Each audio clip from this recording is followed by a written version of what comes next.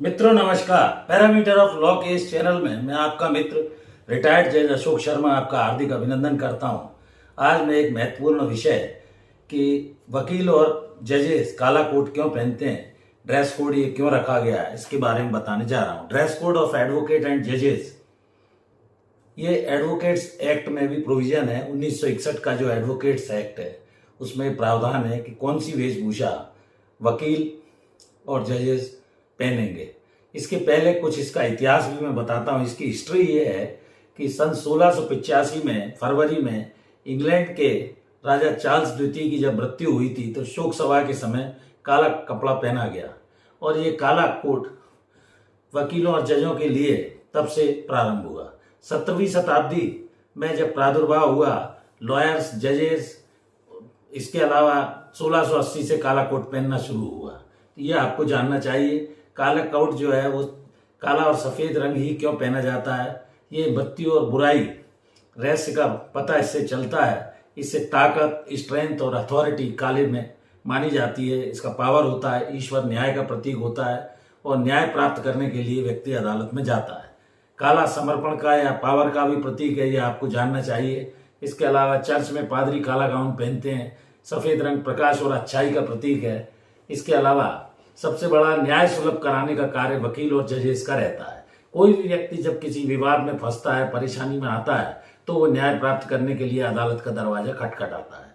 और black colour universe है जो सारे रंगों को सोख लेता है। तो ये शुरू से परंपरा जो हिस्ट्री है चली आ रही है। इंग्लैंड से हमारे लॉज बहुत सारे लिए गए। इसमें काला रंग सारे रंगों को सोख लेता है, इसमें यूनिफॉर्मिटी होती है और न्याय सुलभ कराने का कार्य वकीलों जजों का होता है। ये काला कलर जब से प्रतीक के रूप में चला आ रहा है। और नेक बैंड की शुरुआत इंग्लैंड में ही हुई थी जो tablet of law, tablet of land कहलाती है। और 10 जो है कमांडमेंट थे जो बाइबल के जो वो थे उससे संबंधित है। धारा 49 में supreme court, high court, subordinate court और जो भी ये डिग्निफाइड किया गया है सेक्शन 49(1) जी में, इसमें लॉन्ग ट्राउजर हो सकते हैं, सफ़ेद जो है शर्ट हो सकती है, पैंट हो सकती है, डार्क पैंट भी हो सकता है। जीन्स अलाउ नहीं है। किसी और कोर्ट में पहले टाई पहनी जाती थी, अब ये बैंड केवल अलाउ की गई है। बैंड दो बैंड जो होती है वो दो सामने से कटी हुई रहती है, नेक बैंड के रूप में लगाई जाती है। और लेडी एडवोकेट साड़ी वगैरह पहन सकती हैं, व्हाइट पैंट पहन सकती हैं, ब्लाउज पहन सकती हैं, व्हाइट ब्लैक प्रिंट डिजाइन की सलवार कुर्ता पहन सकती हैं, दुपट्टा लगा सकती हैं। इसके अलावा सुप्रीम कोर्ट, हाई कोर्ट में वेल ड्रेसअप के साथ ही कंपलसरी है गाउन पहनना, जो आपको जानना चाहिए। ब्लैक कोट, व्हाइट शर्ट के साथ बैंड के बाद गाउन उनकी रखी गई है एडवोकेट गाउन के रूप में।